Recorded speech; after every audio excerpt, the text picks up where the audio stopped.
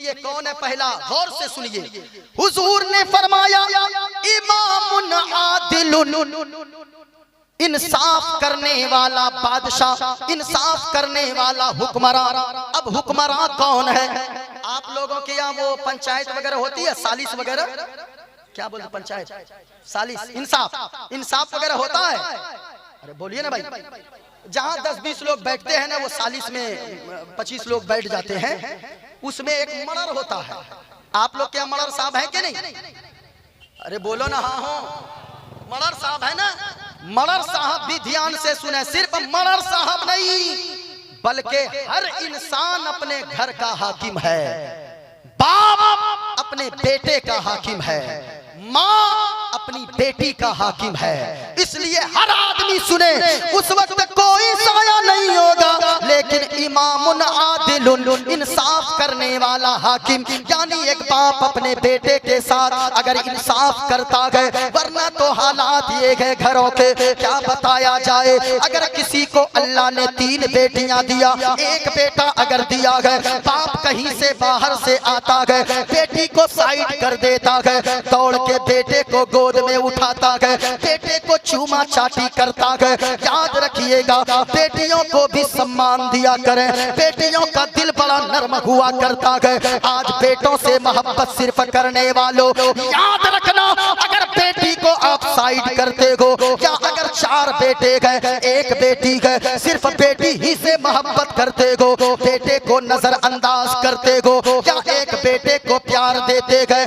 दूसरे बेटे को नजरअंदाज करते गए, तो फिर याद रखिएगा, इसका हिसाब अल्लाह कयामत के दिन लेगा। और आज जो हमारी कौम की बेटियां भाग रही है, हमारी कौम की बहनें जो भाग रही है, इसमें भी कसूर उस बाप का है, उस माँ का कसूर है। क्यों कसूर है? इसलिए के लोगों, ये जिस्म इंसान का प्यार खोजता गए, ये दिल इंसान की मोहब्बत ढूंढती गए। अब बेटी आपकी घर में गए, बाप उससे झुंझला कर बात करता गए, माँ उस बेटी से झुंझला कर बात करती गए, भाई उससे झुंझला कर बात करता गए।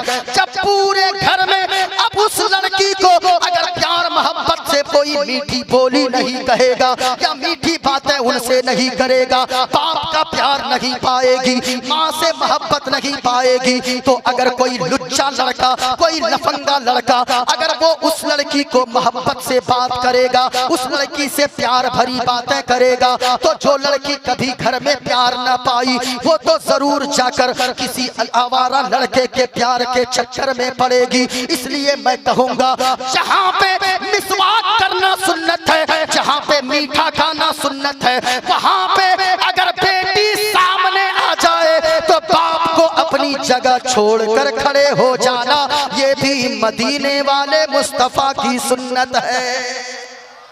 बेटी घर में आए ना, तो उनके लिए खड़े हो जाना, ये भी हुजूर की सुन्नत है। लेकिन इस जगह ठहर कर मैं कहूंगा उन लड़कों से, और अक्सर जलसों में मैं देखता हूं कि सुबह सवेरे हंगामा होता है, फला की बेटी भाग गई, फला का बेटा भाग गया, वहां उर्स में गया, फला भाग गई। मैं कहना चाहूंगा, ओ कौम के बेटो और कौम की बेटियों, तुम भी कान खोल कर सुनो। अरे तुम्हें क्या पता है, तू तो भाग जाती है किसी के चक्कर में, और नौजवान तू तो भाग जाता है किसी के चक्कर में, लेकिन तुम्हें पता है तेरी माँ कितना घर में रोती है, तेरा बाप कितना घर में रोता है, और तू क्या समझता है कि तू अगर मुमताज जैसी बीवी को, खूबसूरत बीवी को लेकर भाग जाएगा, क्या तेरी जिंदगी में अल्लाह सुकून दे देगा? नहीं। कभी माँ की हालत को देखना, कभी बाप की हालत को देखना। अरे तू तो भाग जाता है, तेरा बाप महीनों घर से बाहर नहीं निकलता है, तेरी माँ 3 महीने तक आंगन से बाहर नहीं निकलती है, क्योंकि गांव वाले ताना देते हैं, अरे ये उसकी बेटी, ये देखो वो जा रहा है, जिसका बेटा भाग गया, ये जा रही है, इसकी बेटी भाग गई। मैं कहना चाहूंगा, बाप को ताने पड़ते हैं, माँ को ताने पड़ते हैं, और तुम क्या समझते हो, तुम क्या समझती हो कौम की बेटियों, कि तुम चाहे ताजमहल जैसी बिल्डिंग में चली जाओगी भागकर शादी करके, क्या अल्लाह तुम्हें सुकून दे देगा? हरगिज नहीं, हरगिज नहीं। नौजवानों याद रखना, अगर माँ बाप तेरे घर में रोते रहेंगे, अल्लाह तुझे ताजमहल जैसे मकान में भी सुकून नहीं देगा, लेकिन माँ बाप को खुश करके, माँ बाप को राजी करके, माँ बाप की चाहत के मुताबिक शादी कर लेना। झोपड़ी में रहोगे, नमक रोटी खाओगे, उसी झोपड़ी में अल्लाह जन्नत जैसा सुकून अता फरमा देगा। लेकिन शर्त है कि माँ बाप को मत रुलाओ, माँ बाप के आंखों में आंसू मत आने दो। ये माँ बाप है मेरे भाई। माँ बाप आजकल के हालात ये हो गए, शर्म आती है हजरत, घर में बूढ़े बाप रहते हैं, घर में बूढ़ी माँ रहती है, बेटा अपनी माँ को दवा के लिए 10 रुपए डेली नहीं देता है कि गैस की गोली मैं खाऊंगी। पेंटो डी लाकर नहीं देगा, जो दवाई 10 रुपए की एक गोली आती है, नहीं, वो 10 रुपए में एक पत्ता एसी लॉक लाकर दे देगा, चाहे तेरी किडनी सड़े या रहे, बस दे दिया माँ को लाके। लेकिन शर्म उस वक्त आती है, वही बेटा जो माँ को 10 रुपए नहीं दे सकता, वही बेटा जो साल भर में अपनी माँ को ईद के दिन साड़ी नहीं पहनाता, साल भर में अपने बाप को ईद के दिन भी एक लुंगी नहीं देता। शर्म आती है उस वक्त जब एक बेटा, उसके बारे में सुनता हूँ जो बेटा साल भर माँ से बात नहीं करता, वो बेटा अजमेर जाकर वहां से फोटो डालता है, हमने 10,000 की चादर गरीब नवाज के रोजे पर चढ़ाया है, हमने 20,000 बड़ी देग में 10,000 छोटी देग में डाला है। तुम क्या समझते हो कि अगर माँ बाप तेरे घर में नाराज पड़े रहेंगे, माँ बाप की खिदमत अगर नहीं करोगे, क्या गरीब नवाज तुमसे राजी हो जाएंगे? नहीं नहीं, सुनो सुनो, अगर माँ बाप तेरे घर में नाराज रहेंगे, गरीब नवाज भी तुमसे राजी ना होंगे। अगर माँ बाप तेरे घर में नाराज रहेंगे तो मदीने वाले मुस्तफा भी राजी ना होंगे। इसलिए माँ बाप को पहले राजी करो, माँ बाप की खिदमत करो। माँ बाप अगर मुस्कुरा कर दुआ दे देंगे, जो काम 10 साल की मेहनत के बाद भी मुकम्मल ना होता हो, अल्लाह ताला माँ बाप की एक मुख्तसर सी दुआ के सदके में मुकम्मल फरमा देगा।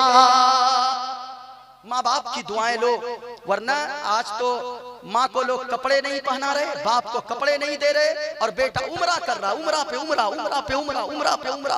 वो बेटा अजमेर साल साल जा रहा है, वो बेटा बगदाद साल साल जा रहा है, क्या फायदा है? सुनो, माँ बाप के आंखों में कभी आंसू ना लाना। एक हदीस पाक सुनते चले, हुजूर के एक नौजवान सहाबी यमन से हुजूर की बारगाह में हाजिर हो गए, अर्ज करने लगे। सुने, नौजवान सहाबी गए, सुन रहे हैं आप लोग? थोड़ी देर बोलूं? अरे बोलूं? जरा मुस्कुरा कर बोलिए सुभान अल्लाह, और प्यार से बोलिए ना सुभान अल्लाह, माशाअल्लाह। सुनिए, एक नौजवान सहाबी हैं, नौजवान सहाबी, अल्लाह अकबर, हुजूर की बारगाह में हाजिर हो गए। या रसूल अल्लाह, मैं यमन से आया हूँ। ओ मेरा नौजवान सहाबी किस लिए आया है? या रसूल अल्लाह, मैं यमन से इसलिए आया हूँ, अब तक तो मैंने यमन में जिंदगी गुजारा, लेकिन बाकी की जिंदगी आपके कदमों में कुर्बान करना चाहता हूँ, आपके कदमों में गुजारना चाहता हूँ, बाकी की जिंदगी मदीना शरीफ में गुजारना चाहता हूँ। सुनिए, हुजूर ने क्या फरमाया? हुजूर ने ये नहीं फरमाया मत औरतें ना आए, लड़कियां ना आए, वो उधर ही से पैसे डाल देना। जलसे में आना फर्ज नहीं है, पर्दा करना ये फर्ज है। जलसे में नहीं आए कोई हिसाब नहीं होगा, लेकिन पर्दा करना फर्ज है। इसलिए यहाँ तक ना आइए, आप पर्दे में रहने की चीज है, आप पर्दे में रहिए। औरत पर्दे में ज्यादा खूबसूरत लगती है ना? औरत का महत्व ये है, जो चीज कीमती होती है उसे लोग संभाल कर रखते हैं, इसलिए औरत पर्दे में खूबसूरत लगती है। वो औरत जो पर्दे में रहे, वो औरत जो अपने शौहर की खिदमत करे, वो औरत जो नमाजें पढ़े, वो औरत जो शरीयत के खिलाफ काम न करे, ये 4 आदतें जिस औरत के अंदर पाई जाए, हुजूर फरमाते हैं कयामत के दिन अल्लाह उस औरत को बगैर हिसाबो किताब के जन्नत अता फरमा देगा। बहुत बड़ी फजीलत आई है। सुनिएगा कौन सहाबी आए, नौजवान सहाबी। हुजूर ने फरमाया ओ मेरा नौजवान सहाबी बताओ किस लिए आया है। या रसूल अल्लाह अब तक की जिंदगी यमन में गुजारा, अब दोबारा यमन नहीं जाऊंगा, अपना घर वापस नहीं जाऊंगा, आपके कदमों में बाकी की जिंदगी कुर्बान कर दूंगा। हुजूर खुश नहीं हुए, हुजूर मुस्कुराए नहीं। हुजूर ने फरमाया ओ मेरा सहाबी ये बताओ तू जब घर से आया क्या तेरे माँ बाप हयात से गए यानी जिंदा गए। हाँ या रसूल अल्लाह मेरे माँ बाप जिंदा गए। ये बताओ क्या माँ बाप को ये बात है तू बता कर आया गए। हाँ या रसूल अल्लाह बता कर आया गो। हुजूर ने फरमाया जब ये बातें तू बताया तेरी माँ की हालत कैसी थी, तेरे बाप की हालत कैसी थी। या रसूल अल्लाह क्या बताओ। वो दोनों ने जब सुना इतना रोने लगे, इतना रोने लगे कि उनका रोना हमें याद आता है तो मेरी आंखों से आंसू जारी हो जाते हैं। अल्लाह अकबर। सुनिए हुजूर से क्या कहा, या रसूल अल्लाह माँ बाप इतना रो रहे थे ना, क्या बताऊं आका। अब सुनिए हुजूर ने क्या फरमाया। हुजूर फरमाते हैं ओ मेरा सहाबी इरजि इलैहिमा फाज़हिकहुमा कमा अबकैतहुमा। ओ मेरा नौजवान सहाबी सुनो सुनो, जैसे तू माँ बाप को रुला कर आया है वापस यमन चला जा, जाकर माँ बाप को दोबारा उसी तरीके से चेहरे पर उनके मुस्कुराहट ला देना। तेरे माँ बाप यमन में मुस्कुराएंगे, तेरा नबी मदीने में राजी हो जाएगा। अल्लाह अकबर। ये माँ बाप हैं, इसलिए कहा गया कुछ लोग ऐसे हैं जिन्हें अल्लाह अर्श का साया अता फरमाएगा। पहला इमामुन आदिलुन, इंसाफ करने वाला बादशाह। अगर 4 बेटे हैं इंसाफ कीजिए चारों के साथ, एक ही को जमीन मत घस दीजिए वरना अल्लाह के यहाँ पकड़ होगी। इंसाफ कीजिए, बेटा बेटी सब में इंसाफ कीजिए। कहीं अगर मर्डर बनकर जाइए वहां पे मुंह देखा देखी फैसला मत कीजिए, बल्कि वहां पे जो हक है वो हक है, चाहे वो मेरा बेटा रहे चाहे वो मेरा भतीजा रहे। सुल्तान महमूद गजनवी का नाम सुने हैं? अरे हजरत सुल्तान महमूद गजनवी बहुत बड़े बादशाह गुजरे हैं। सुनिए उनका फैसला सुनिए, उन्होंने कैसा इंसाफ किया। आज तो सुबह में पंचायती है ना, सुबह में अगर मीटिंग है तो राते में जाके 5000 रुपया दे देता है मर्डर साहब को। ले लीजिएगा मुखिया जी, सरपंच साहब, मैं किसी के बारे में नहीं कह रहा। जहाँ अरे भाई हमारे यहाँ के सरपंच साहब है ना, हाफिज साहब हैं, एक दिन देखा तलाक वाला मामला मैटर खराब है, नहीं गए वो, हमारे यहाँ का मामला है, नहीं गए वो। तो एक आदमी आके सुबह सवेरे दरवाजे पे खड़ा हो गया, कहा सरपंच साहब, ओ सरपंच साहब। बच्चे ने आके कहा नहीं नहीं तबीयत खराब है अब्बू की, पता नहीं सो रहे हैं, शायद तबीयत खराब है। ये गया का कहाँ है, लेके चलो। वहां गया का क्या हुआ, सरपंच साहब का तबीयत खराब है। का तबीयत खराब है ना, 5000 टका जेब से निकाला, तकिया के बगल में रख दिया, कहा ये लीजिए दवाई और चलिए। हाँ का दवाई भी हम लेके आए हैं, क्यों ऐसी तबीयत खराब में वो दवाई काम करती है, ऐसा ना करें।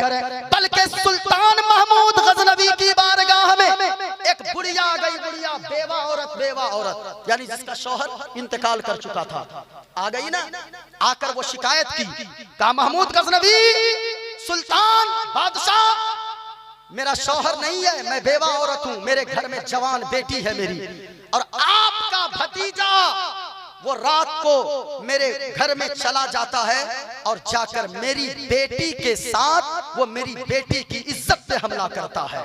अल्लाह अकबर। इतना सुना ना सुल्तान महमूद गजनवी ने। सुनिएगा इंसाफ किसे कहते हैं और इंसाफ कैसे करना चाहिए, मुंह नहीं देखना चाहिए। सुनिए सुल्तान महमूद गजनवी ने जब सुना ना कि आपका भतीजा वो रात में मेरे घर जाकर मेरी बेटी की इज्जत पे हमले करता है, आपका भतीजा, अल्लाह अकबर, जलाल में आ गए, कहने लगे बूढ़ी औरत सुन, कल जब मेरा भतीजा तेरे घर में जाए ना तो फला चुपके से तू फला रास्ता होकर मेरे पास आकर मुझको खबर दे देना, जैसे ही जाए।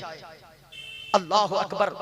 दूसरी रात आई, वो औरत जो बेवा औरत है उसके घर में वही लड़का आया, दाखिल हुआ। ये औरत, बेवा औरत चुपके से निकली, सुल्तान महमूद गजनवी के पास चली गई। जाकर कहने लगी, महमूद गजनवी आपने कहा था ना, आज वो फिर मेरे घर में अभी मौजूद है, आपका भतीजा, आपसे मैं इंसाफ मांगती हूँ। कहा चल बूढ़ी माँ चल। चले महमूद गजनवी, अंदर गए ने कहा, ए बूढ़ी औरत, घर के अंदर जाकर पहले जो चिराग जल रहा है चिराग को बुझा दे, बंद कर दे। चिराग डिबिया वगैरह जानते थे? हाँ, डिबिया बोलते थे, हम लोग भी बोलते डिबिया। हाँ, डिबिया का पहले जाके चिराग को बुझा दे। वो औरत गई, जाकर चिराग को बुझा दी। सुल्तान महमूद गजनवी अंदर गए, तलवार निकाला, उस लड़के की गर्दन पे ऐसी वार किया कि उस लड़के को उसी जगह उसके सर को तन से जुदा कर दिया। अल्लाह अकबर। उसके बाद कहा, बूढ़ी माँ चिराग जला। चिराग जलाती हुई औरत ये देखता है उसको जिस पे तलवार अंधेरे में चलाया था, जिस लड़के पे। सुल्तान महमूद गजनवी ने देखा, चेहरा देखा, कहा अल्हम्दुलिल्लाह। क्या कहा? अल्हम्दुलिल्लाह। और फिर उसके बाद बैठ गए तख्त पे। का बूढ़ी माँ मुझे एक गिलास पानी लाकर पिलाओ, ठंडा पानी। ठंडा पानी लेकर आई, पिए। जाने लगे सुल्तान महमूद गजनवी। वो बूढ़ी औरत जाकर सुल्तान महमूद गजनवी के कदमों से लिपट गई। कहा कि हजरत इंसाफ तो आपने कर दिया कि उसे तो कत्ल कर दिया, आप तो राजा गए, आप बादशाह गए, लेकिन एक बात मैं पूछना चाहती हूँ, आप जब मेरे घर में आए पहले चिराग बुझाने का क्यों हुक्म दिया, फिर चिराग जलाया, चिराग जलाकर उसका चेहरा देखकर अल्हम्दुलिल्लाह आपने क्यों पढ़ा, उसके बाद आप ठंडा पानी मुझसे पीने क्यों मांगे? अब जरा देखो इंसाफ कैसा होता है। कहा कि बुढ़िया ये बात मुझसे न पूछो, पर्दे में रहने वाली बात है। कहा नहीं बताना तो होगा, पर्दा तो उठाना होगा, आखिर बात क्या है? कहा कि बूढ़ी माँ अगर नहीं मानती हो तो सुनो, मैं जब तेरे कमरे में आया तो मैंने इसलिए चिराग को बंद करवाया कि मुझे इंसाफ करने में अगर मेरा भतीजा का भी चेहरा नजर आए या मेरा बेटा भी नजर आए तो मुंह देखकर मेरी तलवार ताकि इधर उधर ना हट सके, इसलिए मैंने चिराग बंद करवाया इंसाफ के लिए। कहा फिर चिराग क्यों जलवाया, फिर अल्हम्दुलिल्लाह क्यों कहा? कहा कि बूढ़ी माँ मैं दोबारा जो चिराग जलवाया तो मैंने उसके चेहरे को देखा तो मैंने पहले तो सोचा था मेरा खून इतना तो गंदा नहीं हो सकता है, मेरे खानदान का खून इतना तो गंदा नहीं हो सकता है कि एक बादशाह का भतीजा किसी औरत की बेटी पर जाकर इज्जत से हमला करेगा। जब मैंने उस लड़के के चेहरे को देखा तो तूने तो मेरा भतीजा बताया था, लेकिन ये मेरा भतीजा नहीं है बल्कि फलां आवारा मर्द का बेटा है। जब मेरा भतीजा नहीं था इस शुक्राने में मैंने अल्लाह की तारीफ किया और मैंने कहा अल्हम्दुलिल्लाह। अल्लाह अकबर। कहा मैंने ठंडा पानी जो मांगा ना, किस लिए मांगा? कहा मैं इसलिए ठंडा पानी तुमसे मांगा कि जब से कल रात से तूने जो मुझे जाकर कहा था कि आपका भतीजा मेरे घर में जाकर इज्जत पे हमले करता है, बूढ़ी माँ कल से लेकर मैंने कसम खाया है कि कल से लेकर अब तक 24 घंटे से ज्यादा गुजर गए, अब तक मैंने न दाना का एक लुकमा डाला है, न मैंने पानी का एक कतरा अपने हलक में उतारा है। और मैंने कसम खाया था जब तक तुझे इंसाफ नहीं मिल जाएगा तब तक सुल्तान महमूद गजनवी उस वक्त तक पानी का एक घोट भी अपने हलक में नहीं उतारेगा। अल्लाह अकबर। इसे इंसाफ कहते हैं, ये इंसाफ है। यहाँ तो इंसाफ करने बैठे, बेटा गलती करे तो आदमी को गलती नहीं लगता है, किसी तरह उसको बचाना चाहता है। भतीजा हो तो उसको बचाना चाहेगा, भले ही वो मर्डर करके आए। भले देखते नहीं ये हिंदुस्तान है, यहाँ पे तो जो रेपिस्ट लोग होते हैं उसके समर्थन में लोग जुलूस निकाल देते हैं। यानी इंसानियत मर गई, लोगों का दिल मर गया, लोगों के दिमाग में गोबर भर गया। मैं कहना चाहूंगा इंसाफ इंसाफ होता है, मुंह देखकर इंसाफ नहीं होता बल्कि हक को देखकर इंसाफ किया जाता है। जालिम को पनिशमेंट मिलना चाहिए, मजलूम को हक मिलना चाहिए। कहा आदिल बादशाह फैसला करने वाला हुक्मरान, इसका मर्तबा कम नहीं है। कहा गया इसका मर्तबा इतना आला है कि जब कोई साया ना होगा अल्लाह उसे अपने अर्श का साया अता फरमाएगा।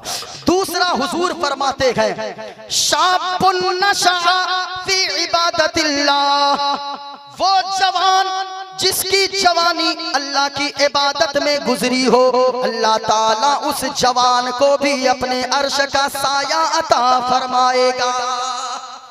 जवानी की इबादत को अल्लाह बहुत पसंद फरमाता है, इसलिए जवानी में इबादत कीजिए। तीसरा हुजूर फरमाते हैं वो शख्स जिसका दिल मस्जिद से लगा हुआ रहता है, मस्जिद में लगा रहता है।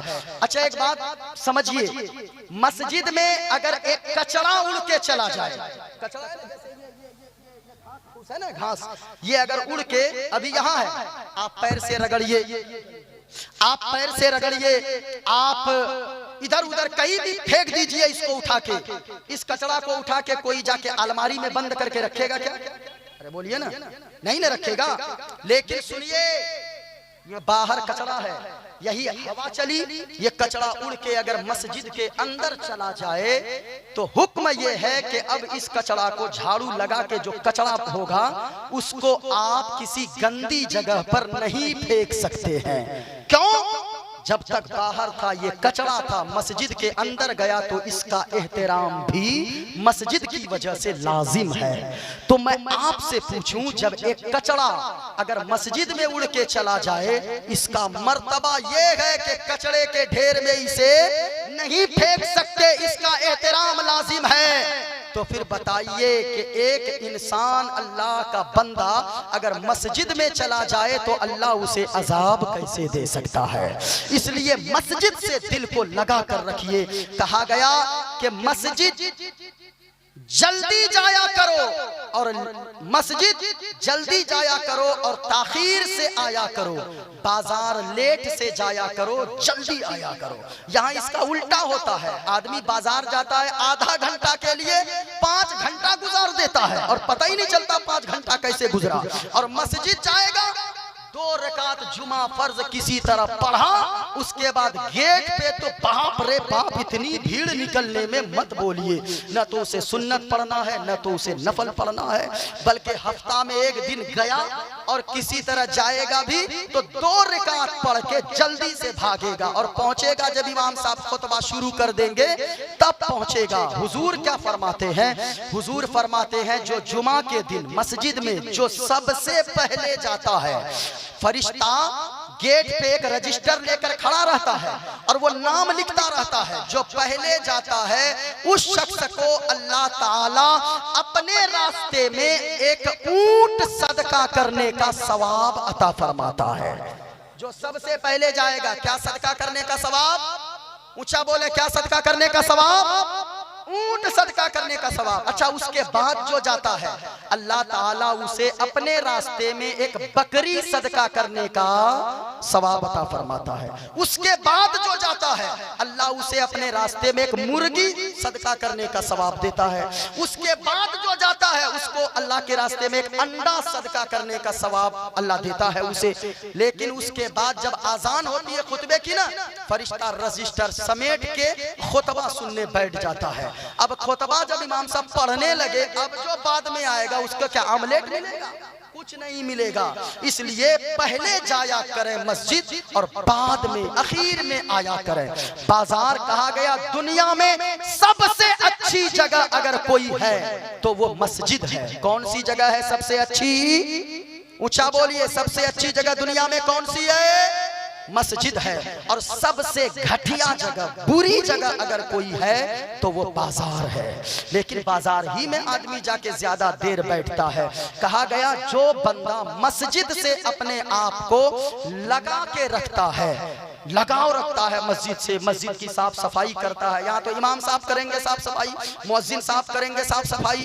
कहा गया अगर दिल में दर्द हो ना, या दिल में अगर कचरा भर जाए, दिल में बेचैनी का कचरा भर जाए, कभी कभी मस्जिद में जाकर झाड़ू लगा दिया करें। उलमा फरमाते हैं जो मस्जिद की सफाई करता है, मस्जिद की सफाई की बरकत से अल्लाह ताला मस्जिद सफाई करने वाले के दिल को साफ फरमा देता है, दिल में सुकून की दौलत अता फरमा देता है।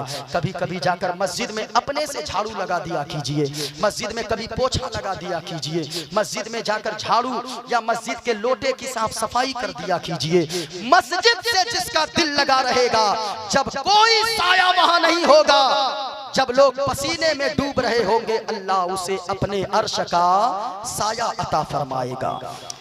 छठा वो हुजूर फरमाते हैं कि ऐसा आदमी जो सदका करे, एक हाथ से दे, दाएं हाथ से दे, तो बाएं हाथ को भनक नहीं लगने दे।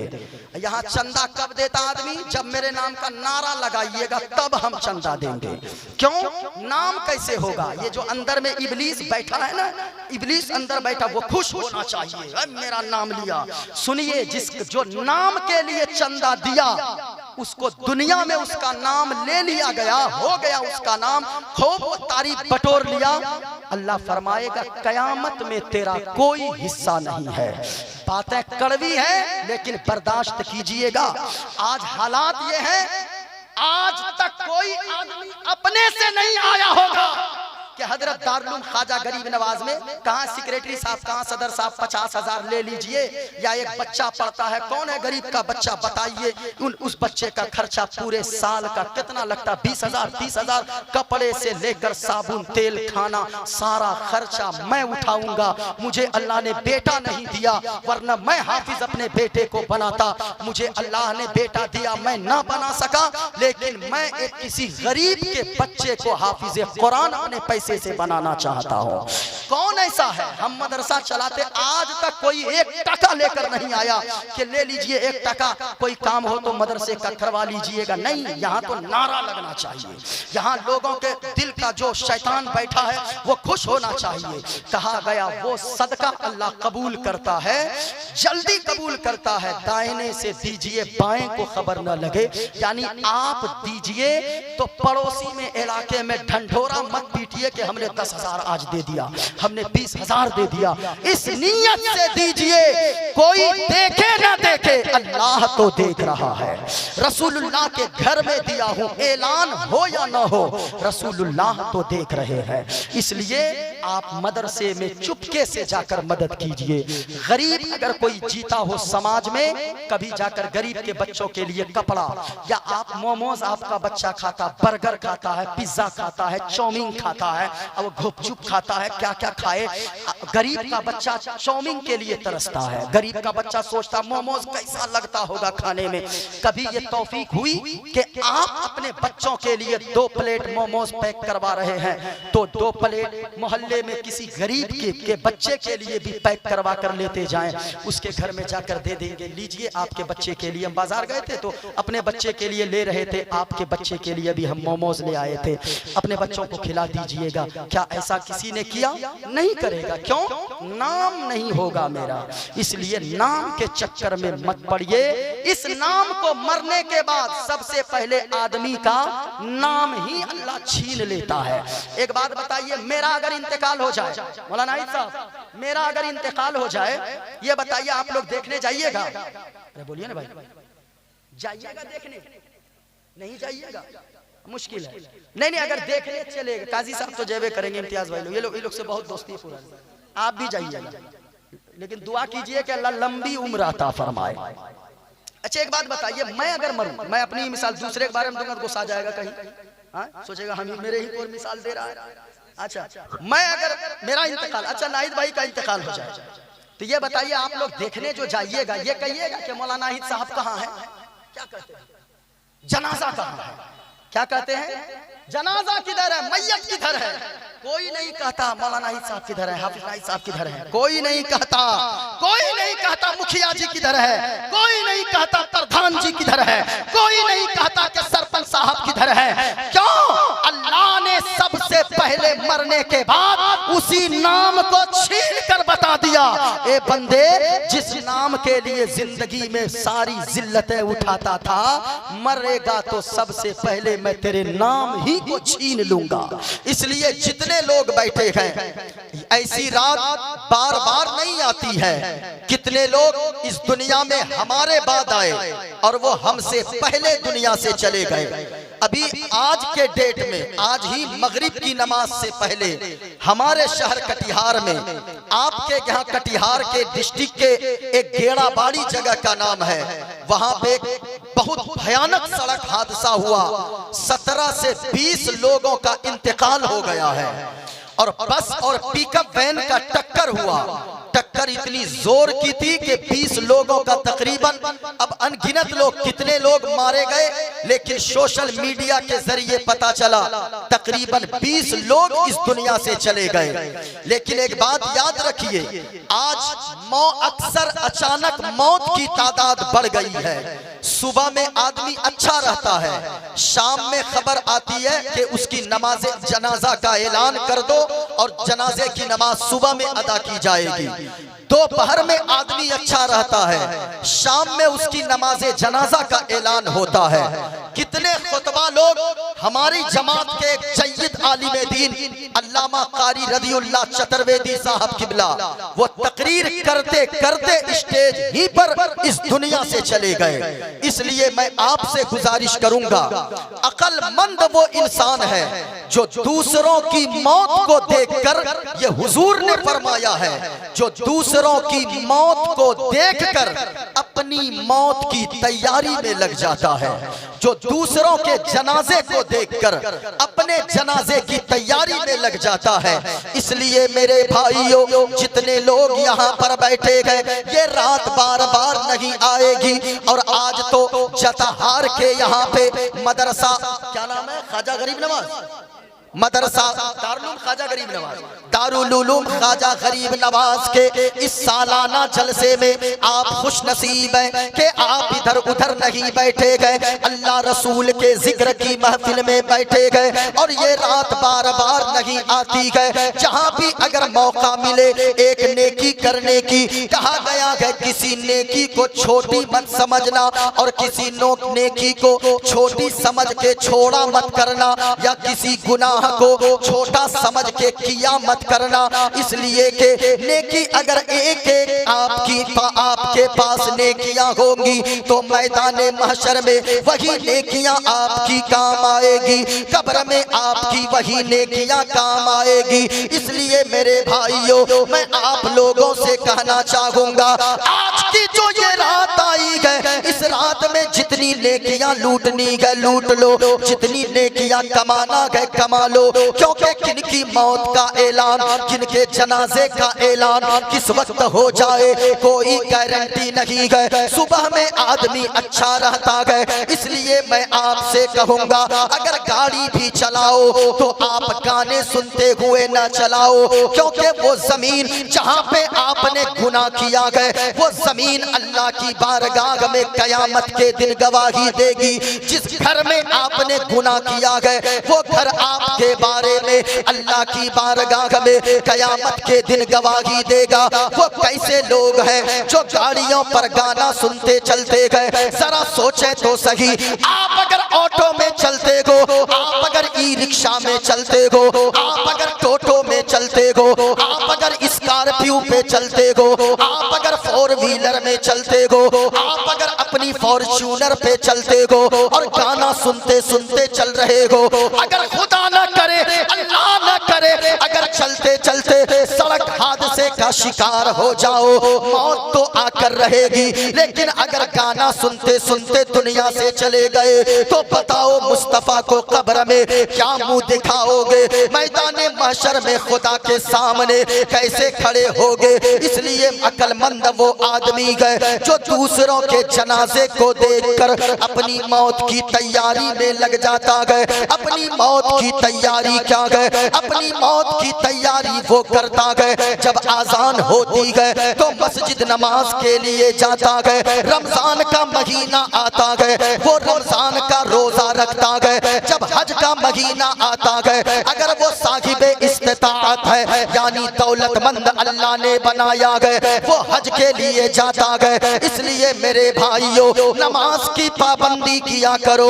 मदीने वाले मुस्तफा ने फरमाया है अगर कोई फजर की नमाज छोड़ता है अल्लाह उसके चेहरे से नूर को खत्म कर देता है। यानी उसका चेहरा चाहे वो उजला कितनों भी हो, चाहे वो कितनों भी गोरा चट्टा हो, लेकिन उसके चेहरे में अल्लाह खूबसूरती नहीं देता है, खूबसूरती अल्लाह छीन लेता है।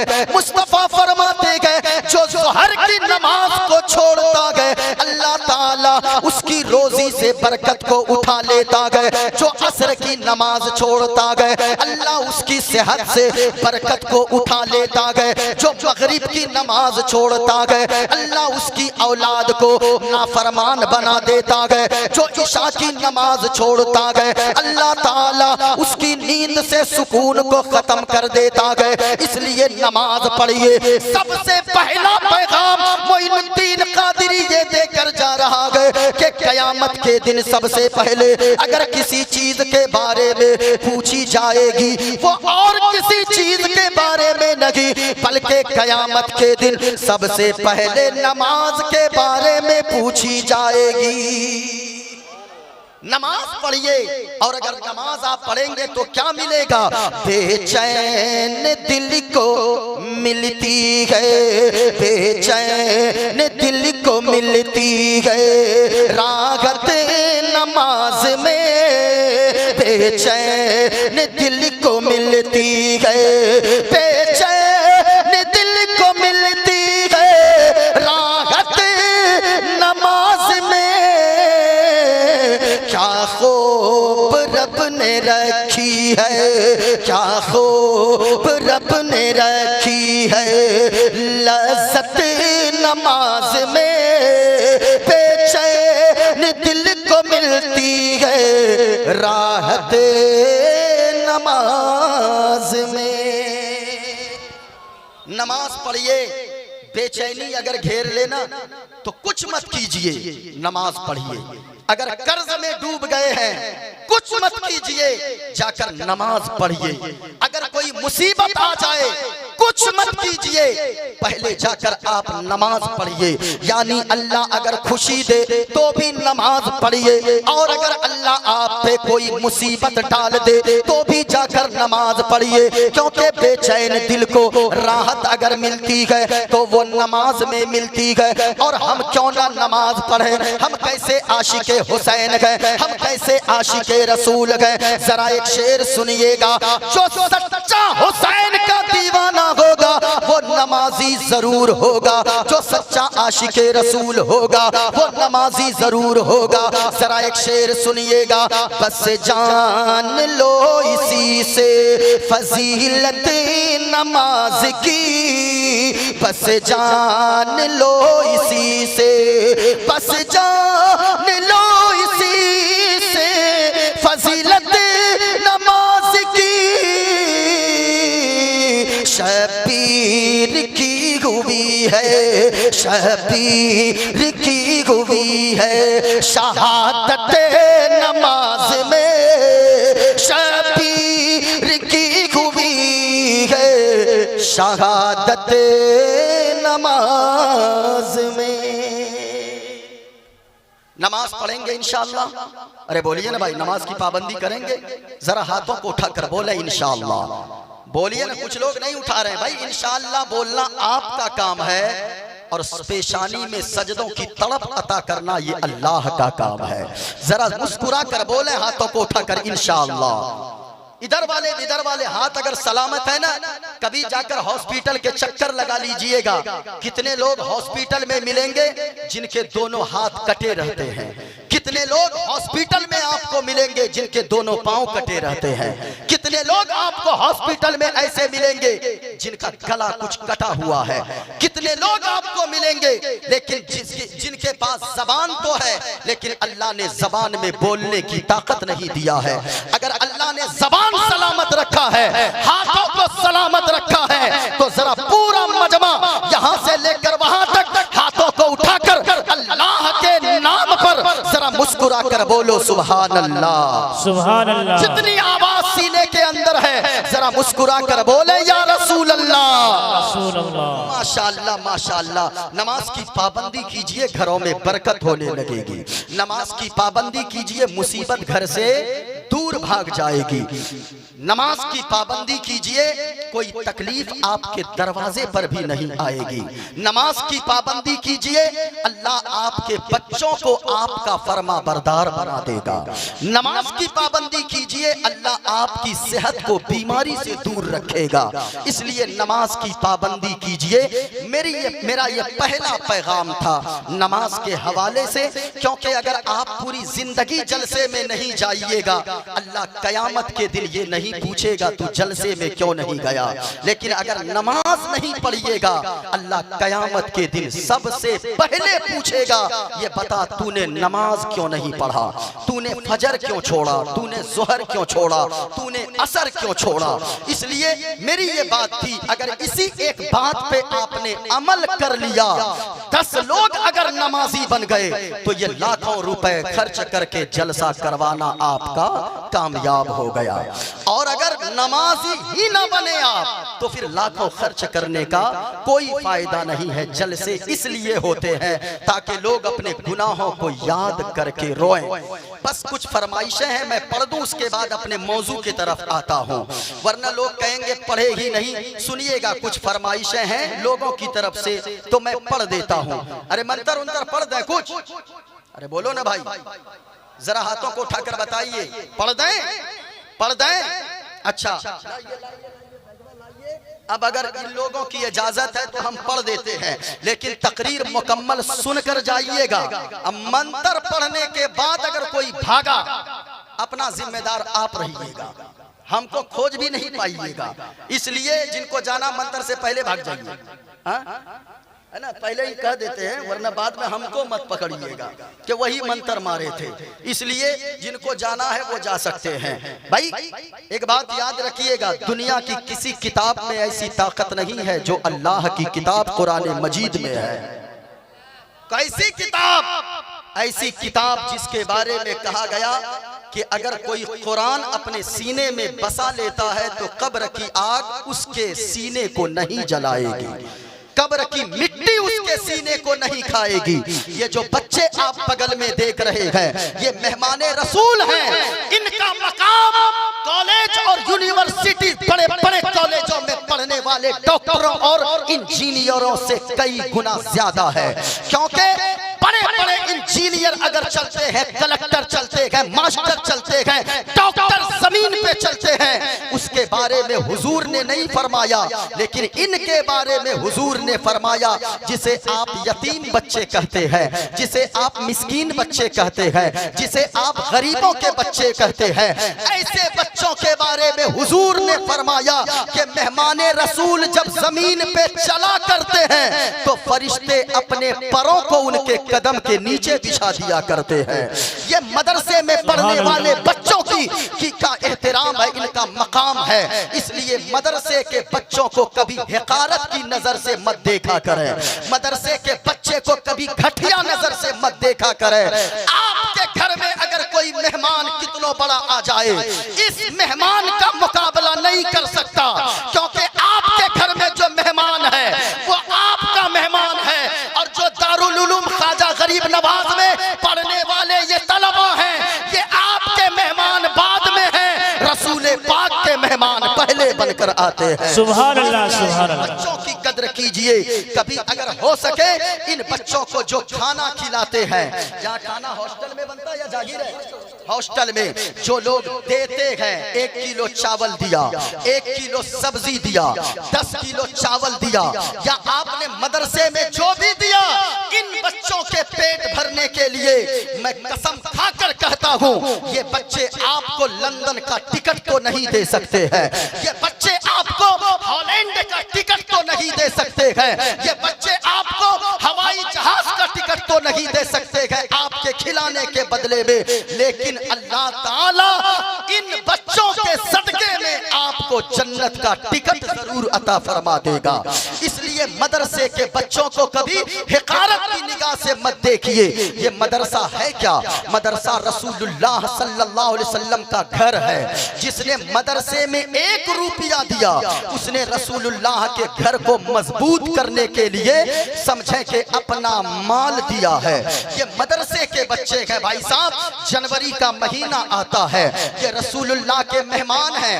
ये जो छोटे छोटे बच्चे आपको दिख रहे हैं, जनवरी का महीना हो, दिसंबर का महीना हो, जनवरी दिसंबर के महीने में जब ये बच्चे रात को मदरसे में सोते हैं, रात में कोई देखने वाला नहीं होता है। आपके यहाँ अगर 10 साल का बच्चा आपका हो, आपकी वाइफ या आप रात में उठकर जनवरी में 10 मरतबा चेक करते हैं, कहीं मेरा बेटा कंबल के अंदर से निकल तो नहीं गया, कहीं मेरा बेटा रजाई के अंदर से निकल तो नहीं गया, मेरे बेटे को कहीं नमूनिया ना हो जाए, मेरे बेटे की तबीयत खराब ना हो जाए। लेकिन मदरसे में आकर पूछिए, कभी भी कोई झांकने तक नहीं जाता है।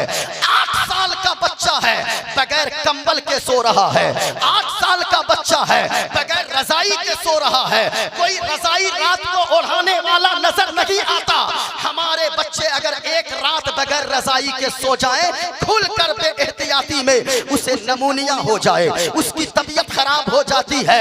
लेकिन मदरसे के बच्चे पूरा दिसंबर और जनवरी का महीना उस कड़ाके की ठंड में 1 घंटा ओढ़ कर सोता है, 5 घंटा रात में बिस्तर अपने बदन से अलग करके सो जाता है। कोई हिफाजत तो नहीं करता, लेकिन इसकी तबीयत खराब नहीं होती, न सर्दी होती है, न जुकाम होता है। आखिर इसकी वजह क्या है? तो जवाब ये मिलेगा कि आपके बच्चों की हिफाजत आप करते गए। हमारे बच्चों की हिफाजत यानी उसका बाप करता है। इन बच्चों की हिफाजत ये रसूलुल्लाह के मेहमान है, रसूल पाक किया करते हैं। नारे रिसालत, मसलके आला हज़रत, फैज़ाने रज़ा कॉन्फ्रेंस, सरज़मीने चतहार मस्तांचो। नारे तकबीर, नारे रिसालत। मदरसे में जो अपने बच्चों को पढ़ा रहे हैं, वो मैं उन्हें मुबारकबाद पेश करता हूँ। एक बेटा जब घर से निकलता है ना पढ़ाई के लिए, तो याद रखिएगा माँ के आंखों से आंसू के कतरात जारी रहते हैं। उस वक्त बहन रोती है, सुबह से घर का माहौल एक अलग रहता है। ये मदरसे के बच्चे अपने दिल पर पत्थर रखकर बाप जब मदरसे में छोड़ कर जाता है। मैं भी अपने बच्चे को पढ़ा रहा हूँ। मेरा भी बेटा 10 साल का है, 10 पारों का हाफिज कुरान है अल्हम्दुलिल्लाह। अभी मिशन में पंडवा शरीफ में उनका दाखिला इस साल हुआ। लेकिन मैं कहना चाहूंगा, एक बच्चा जब घर से निकलता है, बच्चे भी ये ना सोचें कि हमारा बाप हमसे मोहब्बत नहीं करता है, हमारी माँ हमसे मोहब्बत नहीं करती है। माँ बाप को तो इतनी मोहब्बत होती है कि जिस दिन किसी का बच्चा स्कूल जाने लगता हॉस्टल के लिए, या किसी का बच्चा मदरसा आने लगता है, उस वक्त माँ रोने लगती है, बहन रोने लगती है, उनका छोटा भाई रोने लगता है। लेकिन बाप उस वक्त नहीं रोता है। क्यों नहीं रोता? ऐसा नहीं कि बाप को बेटे से मोहब्बत नहीं है, सब घर वाले रो रहे, आज मेरा बेटा जा रहा, आज मेरा भाई जा रहा मदरसा, पता नहीं कैसा रहेगा, दाल चावल खाएगा या किस तरह का खाना खाएगा। मेरा बेटा रात को बगैर खाए सो जाता था, पता नहीं कि अब मैं तो उठाकर यहाँ खिलाती थी, अब मेरे बेटे को मदरसे वाले उठाकर खिलाएंगे या नहीं खिलाएंगे। इसी अफसोस में माँ रोती है, बहन रोती है, भाई रोता है, बाप तो उस वक्त नहीं रोता है।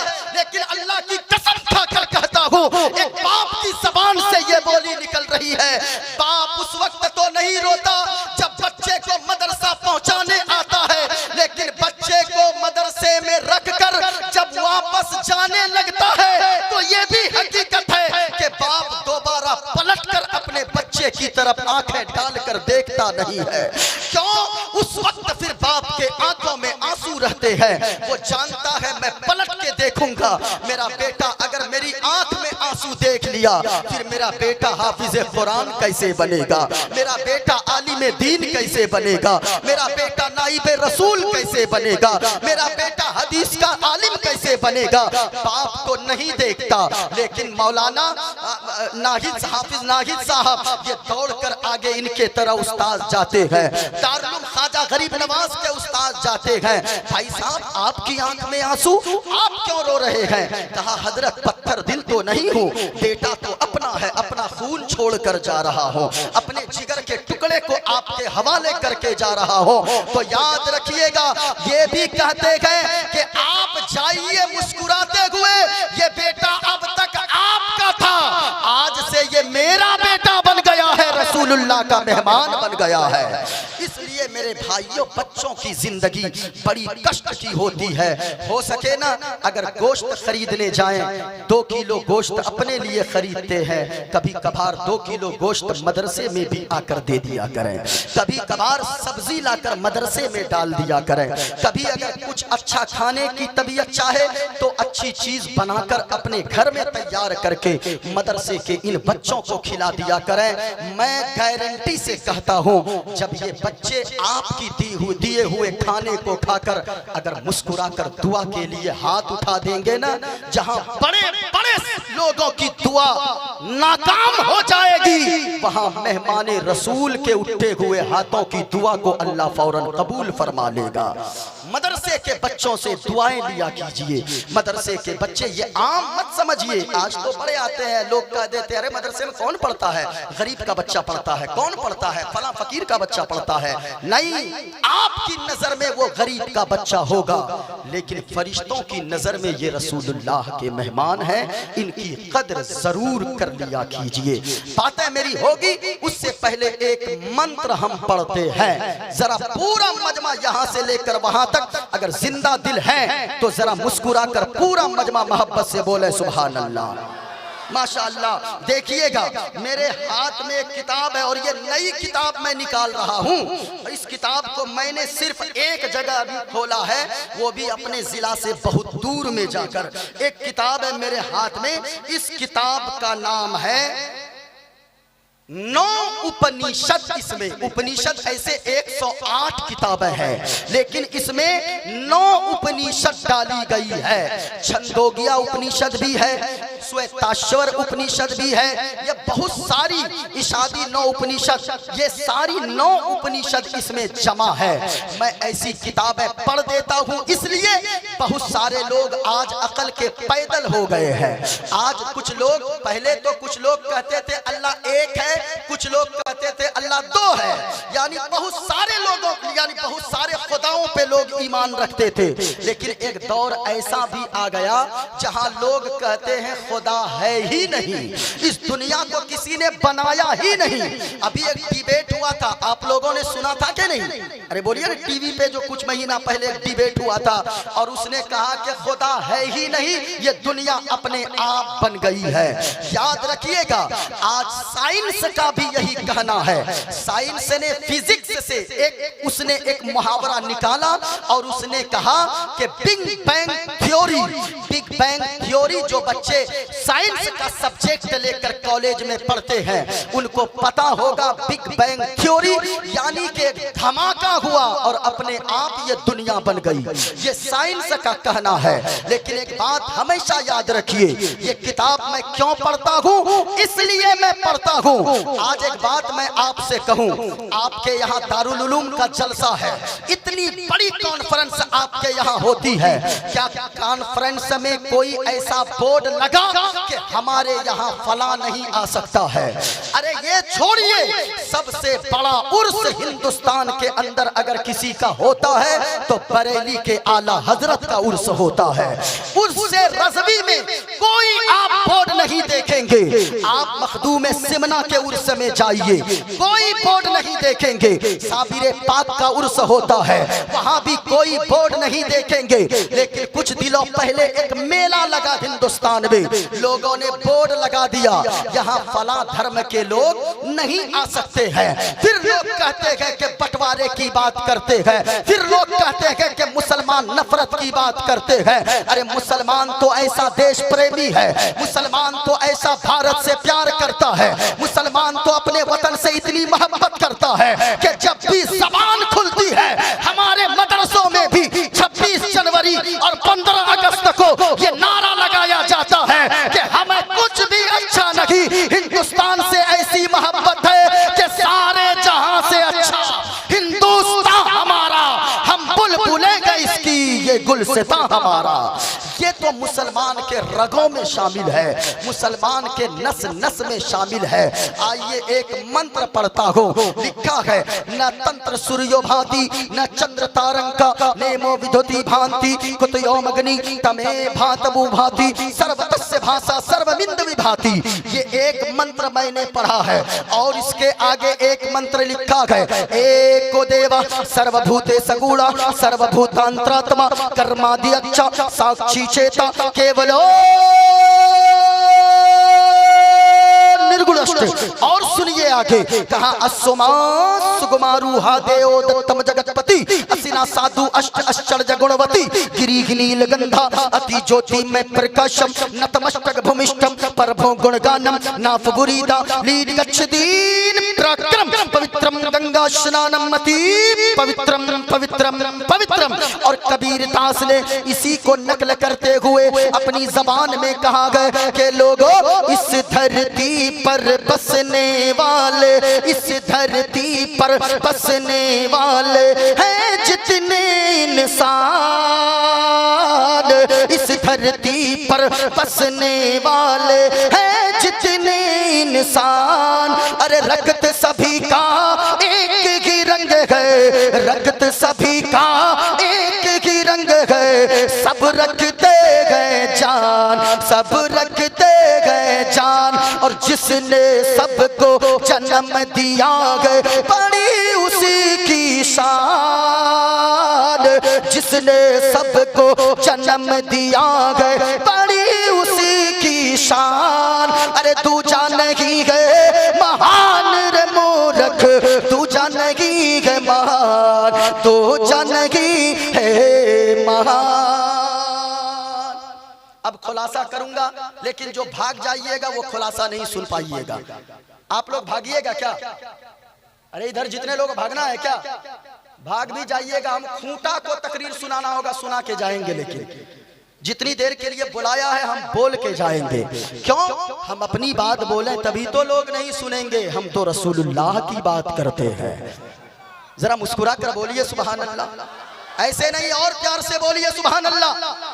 अगर आप चाहते मैं इसका खुलासा करते चलूं थोड़ा थोड़ा तो जरा मुस्कुरा कर बोलिए सुभान अल्लाह। ऐसे नहीं और लब्बैक या रसूल अल्लाह। आप नबी के दीवाने हैं। अरे जो भी परवाना होता है वो शमा पे अपनी जान निछावर कर देता है। हम तो हुजूर के आशिक हैं और हमारी बोली तो ये होनी चाहिए, ये दिल इश्क़ नबी में गर मचल जाए तो अच्छा है। कोई कहता अपाची अच्छा है, कोई कहता है हमारे लिए 4 व्हीलर अच्छा है, कोई कहता मकान अच्छा, कोई कहता दुकान अच्छा। लेकिन जो नबी का दीवाना होता है वो मुस्कुरा कर कहता है या रसूल अल्लाह हमें जमीन की जरूरत नहीं है, हमें तो खाने की जरूरत नहीं है, हमें मकान नहीं चाहिए, हमें दुकान नहीं चाहिए, हमें दौलत नहीं चाहिए, हमें जायदाद नहीं चाहिए, बल्कि अगर हमें कुछ प्यार आ गए जो ये दिल इश्क़ नबी में गर मचल जाए तो अच्छा है। ये दिल इश्क़ नबी में गर मचल जाए तो अच्छा है। और मोहम्मद कहते कहते दम निकल जाए तो अच्छा है। मोहम्मद कहते कहते दम निकल जाए तो अच्छा है। जरा अब तो मुस्कुरा कर बोले सुभान अल्लाह। या अल्लाह जिन लोगों ने मुस्कुरा कर सुभान अल्लाह कहा है मेरे मौला 1 साल के अंदर उसे करोड़पति बना दे। आमीन। एक चांस और दे रहे, एक चांस और। अब मेरी दुआ कबूल हो जाती है वरना पूछ लीजिएगा इन लोगों से, काजी साहब लोगों से। हाँ, इसलिए बड़ी जल्दी लगती है। एक और चांस देते हैं, जरा इधर वाले उधर वाले जरा मुस्कुरा कर बोले सुभान अल्लाह। और प्यार से जो लोग खड़े हैं ना, आप लोग भी जरा मुस्कुरा कर बोलिए सुभान अल्लाह, माशाअल्लाह। लोगों खुश हो जाओ, उस नबी पर हम जान क्यों ना निछावर करें, जिस नबी के इतने एहसानात हैं कि अल्लाह ने अगर ईमान वाला बनाया है तो हुजूर के सदक़े में बनाया है। ईमान इतनी बड़ी दौलत हमारे आपके पास है कि ये दौलत तो करोड़पति लोगों के पास नहीं है, लेकिन अल्लाह ने ईमान वाला बनाया है। ईमान की हमेशा हिफाजत करते रहना, ईमान से बढ़कर हमारे और आपके पास कोई दौलत नहीं है। इसलिए अल्लाह ने हुजूर के सदके में इतनी चीजें दिया गए, इसलिए उस हुजूर की तारीफ हम क्या करें, दूसरे भी करते नजर आते गए। एक शख्स ने कहा गए, एक पंडित ने कहा गए, जगतपति, कहा के लोगों, हमने कायनात के प्रोफेट मोहम्मद सल्लल्लाहु अलैहि वसल्लम की जीवनी को पढ़ा, उनकी सीरत का मुताला किया तो हमें बहुत सारी चीजें नजर आई, आश्चर्य गुणवती, लेकिन कुछ चीजें ऐसी नजर आई जो दूसरे के पास वो चीजें नजर नहीं आती गए, वो खूबियां दूसरे के पास नजर नहीं आती गए। हमने कहा महाराज कौन कौन सी खूबियां आपने पढ़ी गए, कौन कौन सी उनकी जिंदगी के लम्हात को आपने पढ़ा गए। कहा के सुनो, हमने जब जनाबे मोहम्मदुर रसूलुल्लाह सल्लल्लाहु अलैहि वसल्लम की जीवन का मुताला किया, उनकी लाइफ का मुताला किया, उनकी जिंदगी का मुताला किया, तो हमने एक चीज ये देखा खूबी, गिरीक नीलगंधा के वो तो ऐसे थे कि जिस रास्ते से गुजर जाते थे उनके पसीने मुबारक से इतनी खुशबू निकलती थी, इतनी खुशबू निकलती थी, जिस रास्ते से गुजरते थे वो सारा इलाका खुशबूदार हो जाता था। अल्लाह सुभान अल्लाह। आला हजरत ने फरमाया है, उनकी महक ने दिल के गुंचे खिला दिए हैं, जिस राह चल दिए हैं कूचे बसा दिए हैं। और सुनिए, कहा दूसरी खूबी, कहा दूसरी खूबी उनके अंदर ये मैंने देखी, ये पढ़ी उनके बारे में, अति ज्योति में प्रकाशम, कि उनके चेहरे से इतना नूर निकलता था, इतनी रोशनी निकलती थी कि उनके चेहरे के नूर से सिर्फ घर ही नहीं बल्कि चारों तरफ जगमग जगमग रोशन रोशन हो जाता था। अब जरा सुनिए, हजरत हलीमा सादिया का बयान है जो हुजूर की रज़ाई माँ भी गए, लेकिन सुनिए हजरत हलीमा सादिया बयान फरमाती गए कि हुजूर का अभी बचपना था, मैं हुजूर को अपनी गोद में लेकर जब अपने घर में आई, मैंने हुजूर को रात में अपने घर में हुजूर का कयाम करवाया, तो मैंने चिराग को बुझा दिया,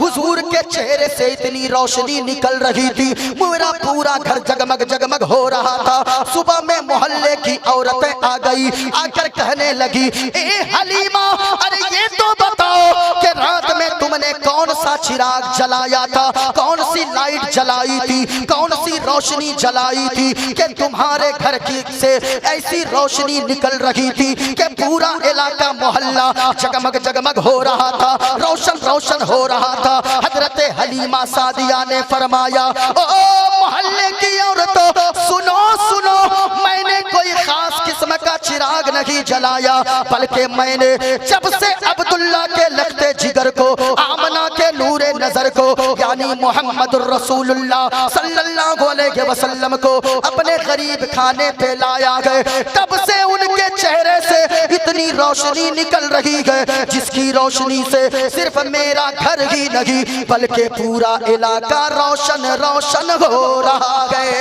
अल्लाह सुभान अल्लाह, सुभान अल्लाह। आला हजरत ने इसका नक्शा खींचा है, सुनिएगा। सबसे आला हमारा नबी, दीवानों मुस्कुरा कर बोलो हमारा नबी। क्या बोलना है? ऊंचा बोले क्या बोलना है, और ऊंचा बोले क्या बोलना है।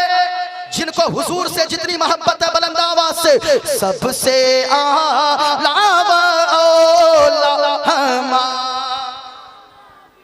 स्टेज वाले भी आप लोग भी पढ़ लेंगे तो खास करम है ना, मेहरबानी दुआएं। सबसे आला हाय हाय हाय, कितना अच्छा पढ़ रहे हैं। गाने मत गुनगुनाइए, गाना गाते गाते अगर मौत। ए लड़का दुआ दे अभी बेटा, खोजते रहेगा सुबह में। हाँ हाँ सामने बैठ, सब कुछ खरीदेगा, ये लोग टोपी नहीं लाएगा। कोई बात नहीं, बैठिए, बैठे रहिए बैठे रहिए। इतना गुस्सा में देख रहा है, हमको डर लग रहा है। वरना एक मौलाना साहब बोले ना, तकरीर कर रहे थे तो लड़का लोग रजाकार लोग लाठी लेके सामने घूम रहा था। मौलाना साहब ने कहा, बाबू क्या हुआ, काहे इधर घूम रहा है? कहा कि हजरत आप चुपचाप तकरीर कीजिए। कहा बोलो ना क्या हुआ? कहा क्या बोले ना, आप चुपचाप तकरीर कीजिए। कहा हुआ क्या? कहा आपसे हम लोग को कोई मतलब नहीं है, जो आपको बुलाया है हम उन लोग उसको ढूंढ रहे हैं, है ना। इसलिए मौलाना नाहिद साहब आप थोड़ा खबरदार रहिएगा, इसलिए थोड़ा पीछे ही होके रहिएगा। सबसे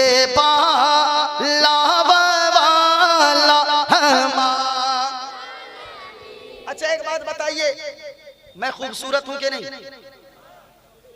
करिया सब भी नहीं बोलता है। देखिए जो करिया सब है वो लोग भी नहीं कहता है मैं खूबसूरत नहीं हूँ। हाँ है ना? नकीब साहब है कि नहीं? नाहिद भाई है कि नहीं? दादा लोग को देखिए, इन लोग का चेहरा तो अभी भी बुढ़ापे में भी चमक रहा है।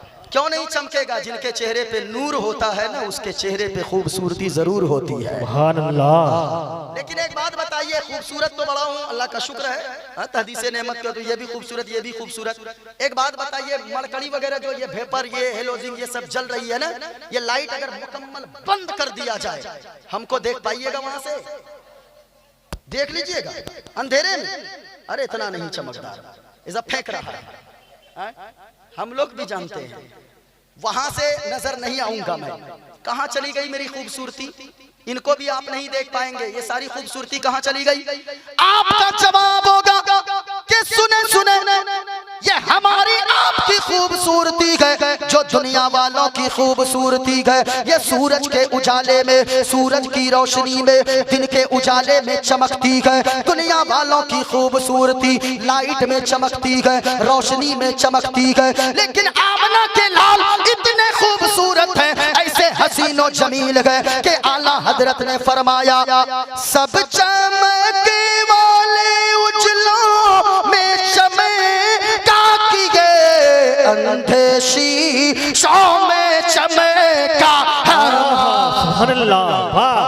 अंधे शीशों में चमका हमारा नबी, सबसे आला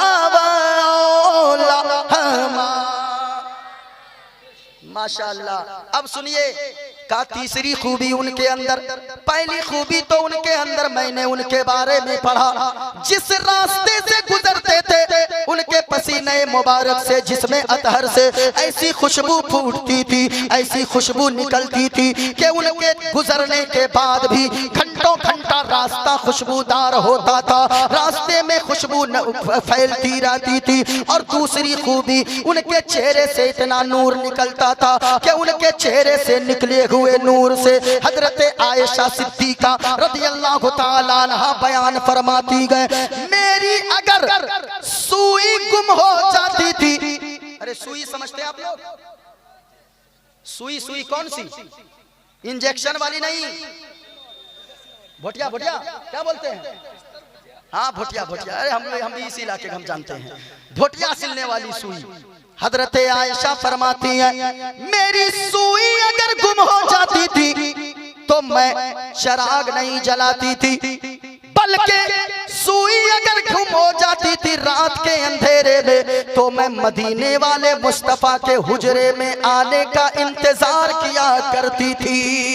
जब हुजूर तशरीफ ले आते हुजरे में, हुजूर के चेहरे से इतना नूर निकलता था, इतनी रोशनी निकलती थी कि अंधेरी रात में, अंधेरे कमरे में अगर हुजूर तशरीफ ले आते तो कमरा इतना रोशन होता कि रात में भी मेरी गुम हुई सुई मिल जाया करती थी। अल्लाह। हाय हाय, ये हुजूर है, ये मदीने वाले मुस्तफा है। अब सुनिएगा का तीसरी खूबी, नतमस्तक भूमिष्ठम, कहा वो जब दुनिया में आए, दुनिया के सारे बच्चे आते गए तो रोते हुए आते गए। ये तो रोना बच्चों की फितरत है, लेकिन बच्चे आते गए। कोई आज हॉस्पिटल में पैदा हो रहा है, कोई कहीं पैदा हो रहा है, कोई घर में पैदा हो रहा है, कोई किसी तरह पैदा हो रहा। लेकिन आमना के लाल मदीने वाले मुस्तफा जब दुनिया में तशरीफ लाए, नतमस्तक भूमिष्ठम, तो ऐसे नहीं आए, बल्कि जमीन पे सजदा के बल दुनिया में तशरीफ लाए। अल्लाह। नतमस्तक भूमिष्ठम। और सुनिए का चौथी खूबी, चौथी बताएंगे, है ना, अभी भी बता रहे हैं, सुन लीजिए। कहा के चौथी खूबी ये थी उनके अंदर के प्रभु गुण गानम, वो जब दुनिया में तशरीफ लाए, प्रभु गुण गानम, तो अल्लाह का जिक्र करते हुए दुनिया में तशरीफ लाए। अल्लाह अल्लाह। अब जरा सुनिएगा, कहा छठी खूबी उनके अंदर ये थी, चंद्रमुख मंडल नारी नीक नयन अभिमान। वो दुनिया में जब नहीं आए थे तो लोग अपनी बेटियों को कब्र में डाल देते थे और लोग मोछ पे ताव डालते थे। लेकिन जब से आमना के लाल दुनिया में तशरीफ लाए, उन्होंने अपनी बेटी फातिमा ज़हरा को अपने कलेजे से लगाकर दुनिया वालों को फरमाया, ओ दुनिया वालों, ये बेटियां कब्र में गाड़ने की चीज नहीं है, बल्कि बेटियां सीने से लगाने की, और बेटियां तो जिगर का टुकड़ा हुआ करती है। ये हुजूर ने इतनी बातें हुजूर ने बताया ना। हुजूर जब तक नहीं आए दुनिया में तो फिर निजाम दरहम बरहम था। लेकिन मैंने जिस आयत करीमा की तिलावत किया गया, अल्लाह ने कुरान में फरमाया गया, सुनिएगा, अल कारिअतु मल कारिअह, दिल दहला देने वाली, फिर से दिल दहला देने वाली। वमा अदराका मल कारिअह, तुमने क्या जाना दिल दहला देने वाली क्या चीज है। यौम यकूनुन नासु कल फराशिल मबसूत, उस दिन हालत ये होगी, यानी कयामत का नक्शा खींचा जा रहा है। कहा उस दिन हालत ये होगी कि जमीन, ये जमीन है ना, जमीन कयामत के दिन उड़ते हुए पतंगे की तरह नजर आएगी ये जमीन। वमा अदराका मा हिया, और कहा वतकूनुल जिबालु कलइहनिल महफूश, और कहा कि ये पहाड़ जो आज देख रहे हैं ना, पहाड़, ये पहाड़ उस दिन रूई की तरह उड़ता हुआ नजर आएगा। कुरान पढ़िए, कुरान, मैंने क्या कहा था, जिसके सीने में कुरान की आयत रहेगी, कब्र की मिट्टी उसके सीने को नहीं खाती है। जरा बोलिए, कब्र की मिट्टी उसके सीने को नहीं खाती है। और सुनिए, अच्छा आजकल हजरत लोगों ने ये सोचा,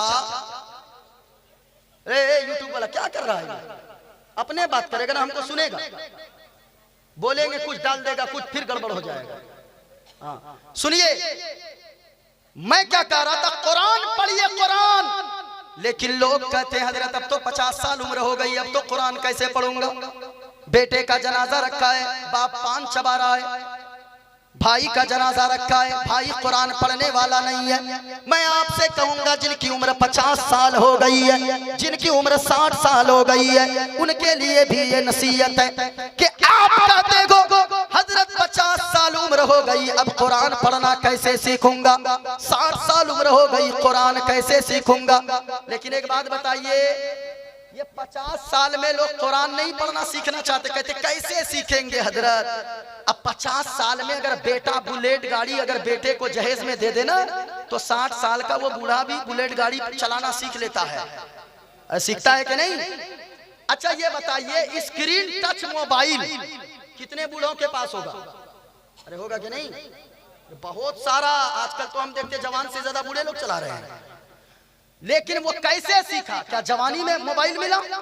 जवानी में नहीं मिला ना। तो 50 साल की उम्र में अगर स्क्रीन टच मोबाइल आप चलाना सीख सकते हो। 50 साल की उम्र में अगर आप बुलेट चलाना सीख सकते हो, 50 साल की उम्र में अगर आप गाड़ी चलाना सीख सकते हो, तो ये भी तो सोचो कि 50 साल की उम्र में आप कुरान पढ़ना क्यों नहीं सीख सकते हो। कुरान पढ़िए, कुरान। और जिसके दिल में कुरान होगा, कहा गया है जिसका बेटा हाफिज कुरान हो गया, अल्लाह ताला उसके माँ बाप के सरों पर करामत का ताज रखेगा मैदान महशर में। इसलिए कुरान पढ़िए, कुरान पढ़िएगा मुसीबतें दूर होगी, नमाज पढ़िएगा तकलीफें दूर होगी। सुनिए, कहा गया वो मैदान महशर का दिन होगा, हश्र का दिन बड़ा सख्त दिन होगा, जमीन तांबे की होगी और सूरज सिर्फ सवा नेज़े की दूरी पर होगा, यानी 1 हाथ की दूरी पर होगा। वहां पे धूप से लोग, पसीने में लोग डुबकियां लगा रहे होंगे। और सुनिए, कयामत में जो लोग पसीने में डूब रहे होंगे, वो पसीना कितना गर्म होगा। हदीस में आता है, अगर उस पसीने का एक कतरा अगर आज के डेट में अगर पहाड़ पे, वो भी ओहद पहाड़ पे अगर गिरा दिया जाए, तो इतना गर्म वो पसीना होगा कि एक कतरा अगर ओहद पहाड़ पे डाला जाए तो पहाड़ पिघल के बिल्कुल कोयला बन जाएगा। अल्लाह अकबर। एक कतरा अगर डाला जाए इतना गर्म होगा। और सुनिए, कहा गया अगर बदबूदार इतना होगा, कयामत में जो पसीने में लोग डूब रहे होंगे, इतना बदबूदार पसीना होगा, अगर एक कतरा वहां का पसीना दुनिया में डाल दिया जाए तो बदबू से इंसान ही नहीं जानवरों के भी दिमाग फट जाएंगे। इतना बदबूदार वो पसीना होगा। वहां पे क्या काम आएंगी? वहां तो नेकियां काम आएंगी, वहां तो नमाजें काम आएंगी, वहां तो रोजे काम आएंगे। और सुनिए, मदीने वाले मुस्तफा ने फरमाया है, वहां पे कोई साया नहीं होगा, लेकिन वहां कुछ लोगों को अल्लाह अपने अर्श का साया अता फरमाएगा। बोले थोड़ी देर, अरे बोले थोड़ी देर, जरा मुस्कुरा कर बोलिए सुभान अल्लाह। ऐसे नहीं, और लहक कर बोलिए सुभान अल्लाह। ऐसे बोलेंगे, ये आवाज क्या है भाई साहब? हम तो ऐसे नबी के दीवाने हैं, हम सोचते हैं क्या पेश करूं आका, क्या चीज हमारी है, क्या पेश करूं आका, क्या चीज हमारी है, ये दिल भी तुम्हारा है, ये जान भी तुम्हारी है। जरा मुस्कुरा कर बोलिए सुभान अल्लाह। सुनिए, उस दिन कोई साया, अच्छा साया समझते हैं कि नहीं? अरे छाया बोलते, क्या बोलते हैं? छाया ना, जो बोलते बोलिए, समझा के बोलेंगे। उस दिन लोग पसीने में डूबे होंगे, वहां कोई साया नहीं होगा, लेकिन कुछ खुश नसीब ऐसे गए जिसे अल्लाह कयामत के दिन मैदान महशर में अपने अर्श का साया अता फरमाएगा।